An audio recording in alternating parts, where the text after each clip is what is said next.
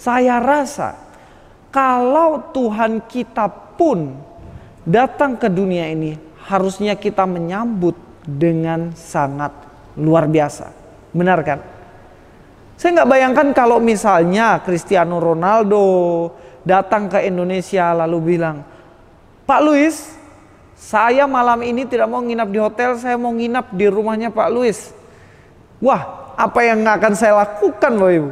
Pasti saya sediakan makanan yang paling enak, saya sediakan penginapan yang mantap, punya yang segala sesuatunya pasti beres begitu.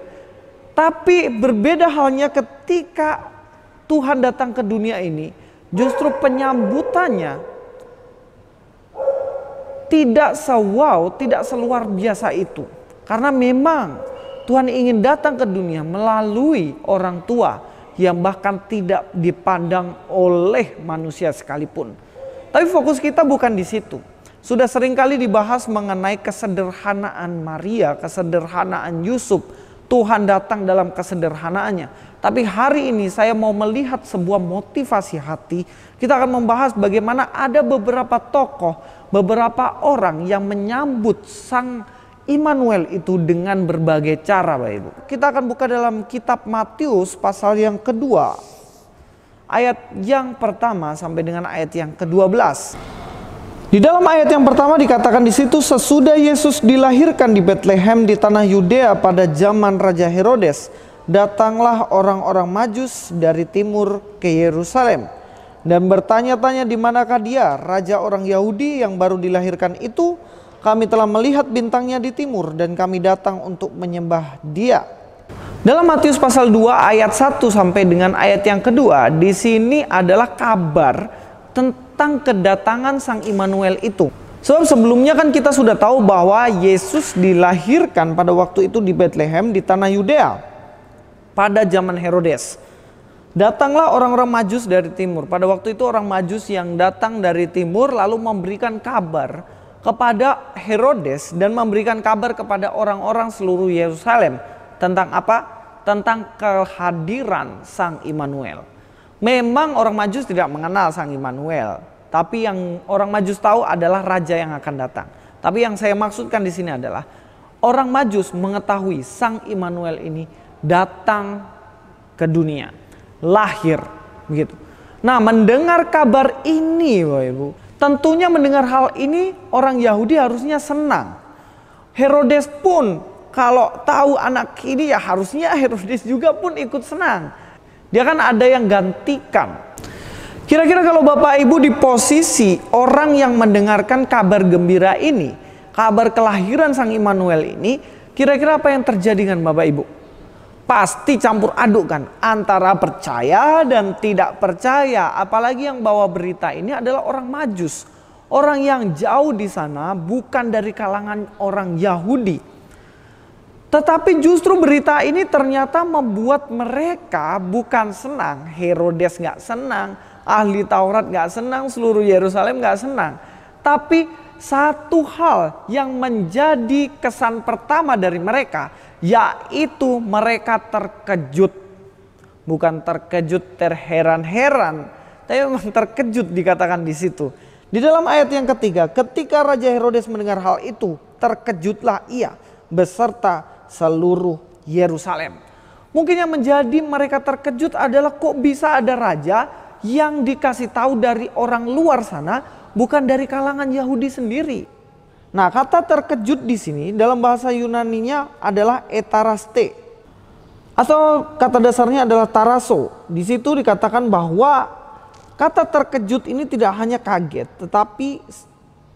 tetapi lebih kepada trouble, menimbulkan masalah dalam hati mereka, menimbulkan kebingungan bagi mereka, dan mereka menjadi terheran-heran karena sesuatu hal yang membuat mereka bingung.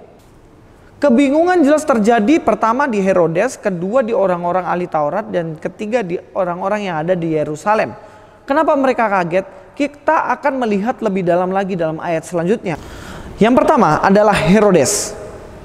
Dalam Matius 2 ayat 3 dikatakan, ketika Raja Herodes mendengar hal itu, terkejutlah ia beserta seluruh Yerusalem. Hal ini membuat terkejut Herodes karena satu hal, Herodes takut posisinya nanti akan digantikan oleh Yesus. Karena dikatakan di situ bagaimana raja datang, lahir. Dan kalau raja ini yang masih kecil ini nanti tumbuh dewasa, tentunya posisi dari Herodes terancam. Dia bisa saja turun dari jabatannya dan juga digantikan oleh Yesus Kristus.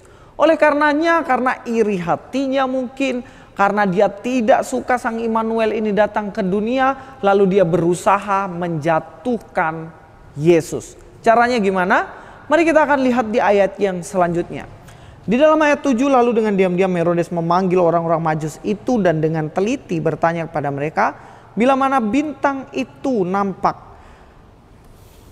Yang harus kita garis bawahi adalah kata diam-diam dan dengan teliti. Kenapa diam-diam? Karena Herodes punya rencana licik di dalamnya. Kenapa harus dengan teliti? Jangan sampai dia salah tempat ketika dia melaksanakan kejahatannya. Semuanya sambutan yang diberikan Herodes kepada Sang Anak Allah, Sang Yesus Kristus, Sang Immanuel ini adalah rencana kejahatan untuk membunuhnya. Dikatakan di situ ayat 8, kemudian ia menyuruh mereka ke Betlehem, katanya, pergi dan selidikilah dengan seksama hal-hal mengenai anak itu, dan segeralah sesudah kamu menemukan dia, kabarkanlah kepadaku supaya aku pun datang menyembah dia. Dikatakan Herodes akan datang menyembah kepada Sang Immanuel ini juga kalau orang Majus memberitahukan tempatnya. Padahal ini omong kosong, Ibu. Tidak ada sedikit pun rencana Herodes untuk mau menyembah Yesus. Yang ingin Herodes lakukan adalah datang dan membunuh Yesus. Karena orang Majus pada waktu itu tidak mendengarkan Herodes dan dia tidak kembali kepada Herodes, maka rencana licik Herodes terjadi. Di dalam ayat yang ke-16 dikatakan, ketika Herodes tahu bahwa ia telah diperdaya oleh orang-orang Majus itu, ia sangat marah. Lalu ia menyuruh membunuh semua anak di Betlehem dan sekitarnya, yaitu anak-anak yang berumur 2 tahun ke bawah, sesuai dengan waktu yang dapat diketahuinya dari orang-orang Majus. Herodes ingin membunuh anak-anak di bawah umur 2 tahun. Karena kemungkinan Yesus pada waktu itu umurnya masih di bawah 2 tahun. Ini adalah rencana licik yang dilakukan Herodes untuk menyambut Sang Immanuel. Wah, ngeri, Bapak Ibu. Tuhan yang menciptakan manusia, Tuhan datang ke dunia untuk menyelamatkan manusia yang ia ciptakan, justru disambut dengan ingin dibunuh. Begitupun juga orang di dunia ini seringkali menolak Yesus, Bapak Ibu.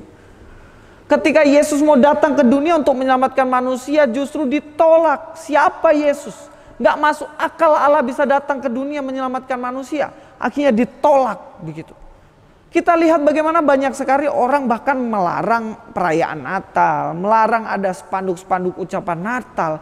Bahkan yang lebih menyedihkan lagi, dilarang orang untuk mengucapkan selamat Natal. Apa yang terjadi begitu? Yesus Sang Pencipta itu datang ke dunia menyelamatkan Anda, menyelamatkan kita semuanya. Kenapa kita harus tolak Dia?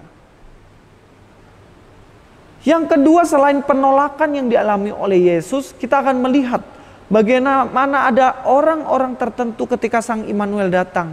Justru mereka cuek bebek. Mereka tidak peduli sama sekali. Sekalipun mereka tahu bahwa yang datang itu adalah Mesias. Mereka gak mau peduli. Dan bahkan mereka ingin menyelamatkan diri sendiri dari jabatan mereka. Siapakah mereka? Mereka adalah orang Farisi dan ahli-ahli Taurat. Pemuka agama pada zaman itu. Mereka juga tidak mempedulikan Yesus yang datang ke dunia ini. Di dalam ayat 4 dikatakan di situ, maka dikumpulkannya semua imam kepala dan ahli Taurat bangsa Yahudi. Di sini Herodes memanggil ahli Taurat dan juga orang-orang yang pintar pada zaman itu untuk menanyai di manakah Mesias itu akan datang. Perhatikan di sini. Apa yang salah? Yang salah adalah Herodes mau cari tahu tentang Mesias itu dan ahli-ahli Taurat yang ditanyai dan mereka tahu keberadaan Mesias itu.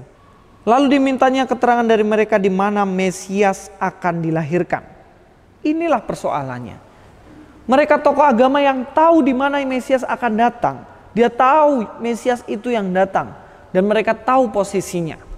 Lalu apa yang disampaikan mereka kepada Herodes? Mereka berkata kepadanya, di Betlehem di tanah Yudea, karena demikianlah ada tertulis dalam kitab suci.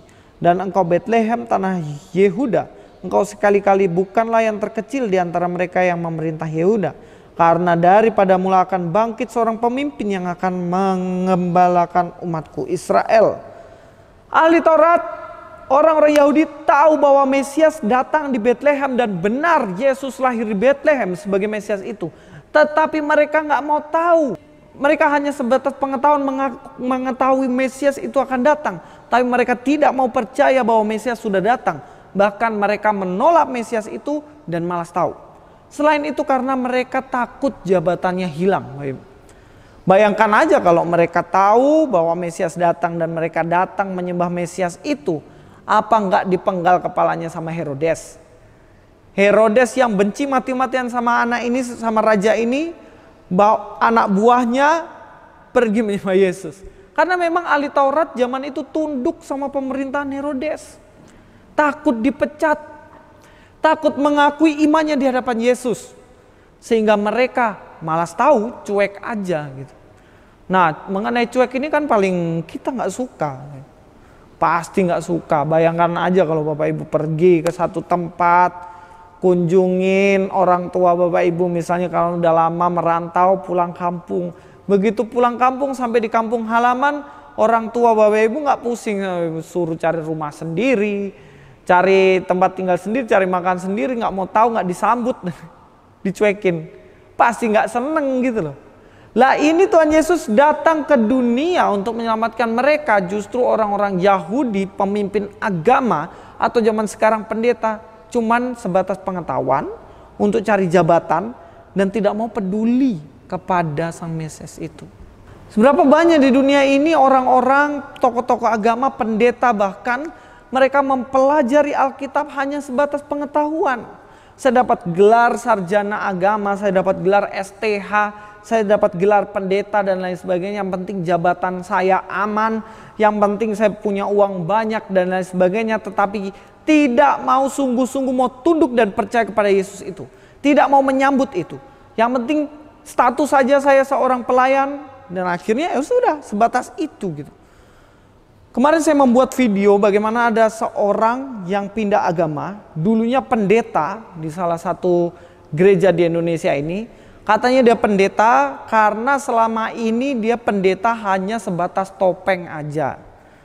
Dia hanya pakai topeng jubah kependetaan padahal hatinya sebenarnya nggak ada di pendeta itu. Nah, akhirnya dia pindah agama karena kepincut sama seorang wanita, istrinya dikasih tinggal dan akhirnya pergi ke situ. Kenapa? Karena dia mempelajari Alkitab hanya sebatas pengetahuannya, tidak ada relasi dengan Yesus Kristus. Itulah kenapa penting sebenarnya ketika di Natal ini kita menyambut Tuhan, bukan hanya pengetahuan kita yang menyambut Tuhan, tapi hati kita sepenuhnya juga menyambut Tuhan itu. Bapak Ibu yang terkasih, kita dari kecil Kristen, oke. Bahkan kalau ditanya, sejak kapan Kristen? Dari nenek moyang saya sudah Kristen. Saya sudah mengenal betul Kristen. Tapi ketika Natal masih merayakan dengan miras, merayakan dengan narkoba, merayakan dengan curi-curi anjing. Kan biasa Desember kan banyak potas-potas anjing, curi-curi anjing dan sebagainya. Bahkan melakukan hal-hal yang pesta pora tidak jelas dan lain sebagainya. Apakah Kristenan itu menunjukkan bahwa kita menyambut Mesias dengan sepenuhnya? Karena enggak gitu. Nah, dua hal ini setidaknya membuat kita mengerti bahwa ketika Natal ini, mari kita sambut sang Mesias itu bukan dengan niat jahat. Bukan kita tolak Mesias, Yesus itu hadir dalam hidup kita. Bukan juga kita cuekin. Kita malas tahu tentang kehadiran Yesus, yang penting kita happy. Lalu bagaimana cara kita menyambut? Mari kita sambut Natal ini seperti orang Majus, Bapak Ibu. Orang Majus yang kalau sekarang mungkin dibilang bukan dari kecil dia Kristen. Orang Majus yang pada waktu itu di luar dari bangsa Israel, yang tidak masuk dalam perjanjian Allah. Tetapi justru orang Majus ini yang menyambut Sang Immanuel dengan luar biasa. Mari kita akan lihat teksnya. Dalam Matius 2 ayat 1, sudah Yesus dilahirkan di Betlehem di tanah Yudea pada zaman Raja Herodes, datanglah orang-orang Majus dari timur ke Yerusalem. Dari timur ke Yerusalem bukan jarak yang dekat, jaraknya jauh banget. Berhari-hari, mungkin bahkan berbulan mereka jalan kaki untuk sampai kepada tempat di mana Mesias lahir itu. Tapi mereka bekerja keras, berjuang keras untuk mau mencari kebenaran, untuk mau mencari sang Mesias itu, sang Raja yang lahir itu. Ini adalah sebuah perjuangan. Ayat 8, kemudian ia menyuruh mereka ke Betlehem, katanya, pergi dan selidikilah dengan seksama hal-hal mengenai anak itu, dan segeralah sesudah kamu menemukan dia, kabarkanlah kepadaku supaya aku pun datang menyembah dia. Setelah mendengar kata-kata raja itu, berangkatlah mereka dan lihatlah bintang yang mereka lihat di timur itu mendahului mereka hingga tiba dan berhenti di atas tempat di mana anak itu berada. Di sini Herodes memberikan petunjuk bahwa tempatnya di Betlehem. Dan di situ nanti kamu akan ketemu anak itu, karena Herodes punya bocoran dari ahli Taurat. Dan apa yang dilakukan oleh orang-orang Majus ini? Mereka percaya bahwa Mesias itu ada di Betlehem. Mereka pergi ke Betlehem dengan tujuan satu, bukan untuk menolak Yesus, bukan untuk mengabaikan Yesus, tetapi untuk menyembah Yesus, Sang Immanuel itu. Mereka ikuti jalan itu, di mana dikasih petunjuk oleh bintang, dan mereka ketemu di satu tempat, yaitu di Betlehem. Kemudian yang dilakukan adalah seperti ini. Ayat 10, ketika mereka melihat bintang itu sangat bersukacitalah mereka. Ini berbicara mengenai hati mereka yang begitu bahagia dan begitu sukacita. Karena menemukan kebenaran Sang Immanuel itu. Menemukan Raja yang mereka cari dari jauh itu. Yang sebelumnya mereka tidak kenal. Justru orang-orang yang mengenal mereka, orang-orang ahli Taurat menolak Yesus. Tapi Mesias yang tidak mengenal tetapi orang Majus yang tidak mengenal Mesias ini justru datang dengan penuh sukacita. Nah, beda ya antara sukacita sama senang-senang ini. Bapak Ibu, saya harus tekankan di sini. Kadang-kadang waktu Natal kita bersukacita bukan karena kita memaknai Yesus yang menyelamatkan kita, tapi lebih kepada dapat libur, dapat THR, karena dapat kaleng Fanta, kaleng Coca-Cola, dapat apa lagi? Dapat baju baru dan lain sebagainya. Kadang-kadang kita memaknai kehadiran Natal ini seperti ini, gitu. Hal-hal receh kalau menurut saya. Tapi lebih dari itu, mari kita memaknai Natal ini bahwa Sang Penyelamat itu sudah ada lahir dunia ini. Maka saya sangat prihatin sekali kalau Natal anak-anak itu akhirnya dimanipulasi iblis, pada akhirnya fokusnya Natal bukan lagi pada Yesus Kristus yang menyelamatkan yang harus kita terima dalam hati kita. Tapi anak-anak kecil lebih suka ketemu Sinterklas. Anak-anak kecil lebih suka ketemu dengan kado-kado Natal. Bahkan yang lebih menyedihkan lagi, mereka menunggu datangnya Sinterpit untuk pukulin anak-anak yang nakal. Astaga, apa hal-hal seperti ini? Dengan berfokus dengan hal-hal receh seperti ini, pada akhirnya kita lupa tentang makna Natal yang sesungguhnya. Sang Immanuel, Sang Raja Damai, Sang Penyelamat itu datang ke dunia untuk menyelamatkan kita. Dan ini penting sekali.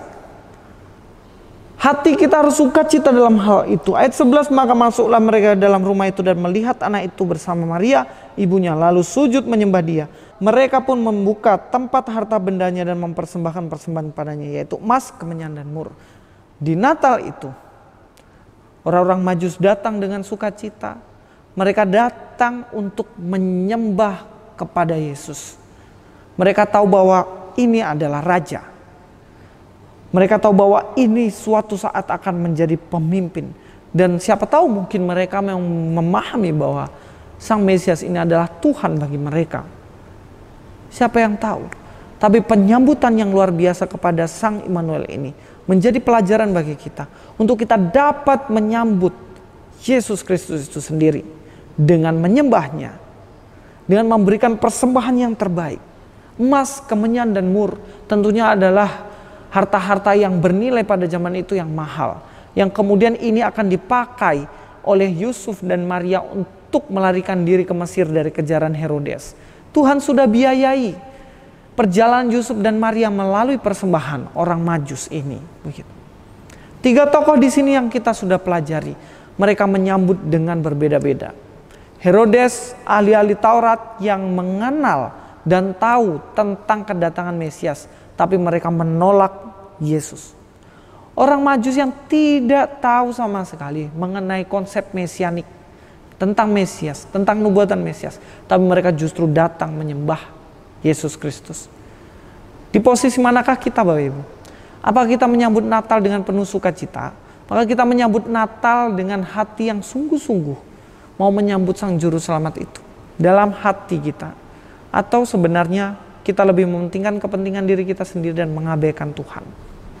Di Rusia pada waktu itu 1994, mereka mengundang 2 orang Amerika untuk menyampaikan dasar-dasar iman Kristen, prinsip-prinsip Kristiani di instansi mereka.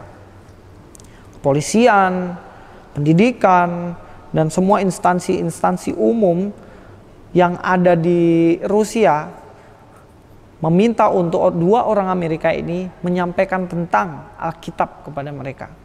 Lalu mereka tibalah di satu tempat di mana situ ada anak-anak kecil, ratusan anak kecil di situ, karena mereka sudah tidak ada orang tua, ditinggalkan oleh orang tua mereka, dan akhirnya diceritakan tentang kelahiran Yesus kepada mereka.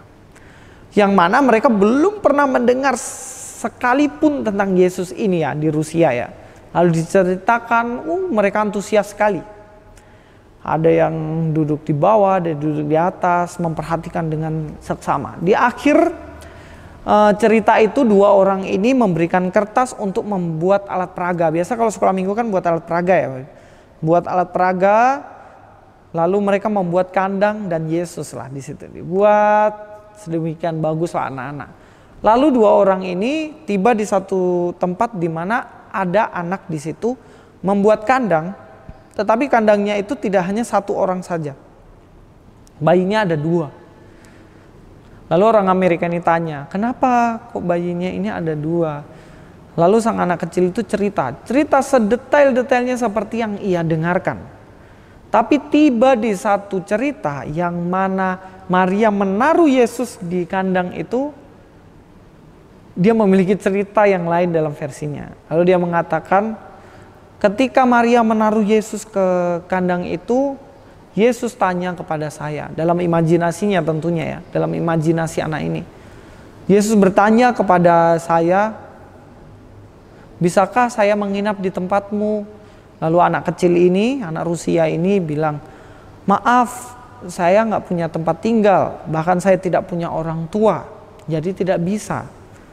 Tapi apa yang bisa saya berikan kepadamu Yesus, kata anak ini. Lalu anak ini bilang kepada Yesus, bolehkah saya menghangatkanmu Yesus? Karena anak ini melihat di kandang yang dingin. Lalu anak ini mau untuk tidur bersama dengan Yesus di situ untuk menghangatkannya, supaya Yesus tidak kedinginan. Lalu Yesus menjawab anak itu, katanya, aku mau selamanya untuk tinggal bersama-sama dengan kamu. Lalu anak ini menceritakan itu dengan sedih dan meneteskan air mata. Dia bahagia bisa memberikan kado yang spesial kepada Yesus melalui dirinya yang menghangatkan Yesus di kandang itu. Bapak Ibu, memang cerita ini adalah di dalam imajinasi anak kecil ini. Tapi saya menarik makna dalam bagian ini. Bagaimana anak kecil ini, anak Rusia ini, boleh menyambut Mesias itu dengan begitu luar biasa. Dengan hatinya yang tulus.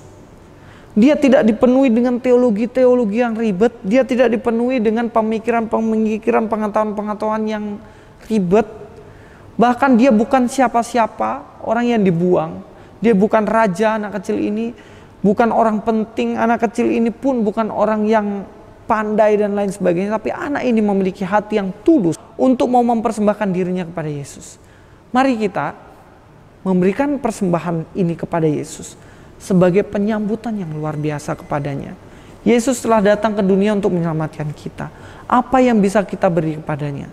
Bisakah kita memberi seluruh hidup kita kepada Tuhan sebagai wujud kita menyambut Sang Immanuel itu? Mari kita merenungkan sejenak. Selama ini kita menyambut Yesus dengan apa? Apakah dengan ketidakpedulian kita? Apakah dengan keegoisan kita? Atau dengan tulus penuh sukacita kita menyambut Dia, Sang Juru Selamat, untuk tinggal dalam hidup kita?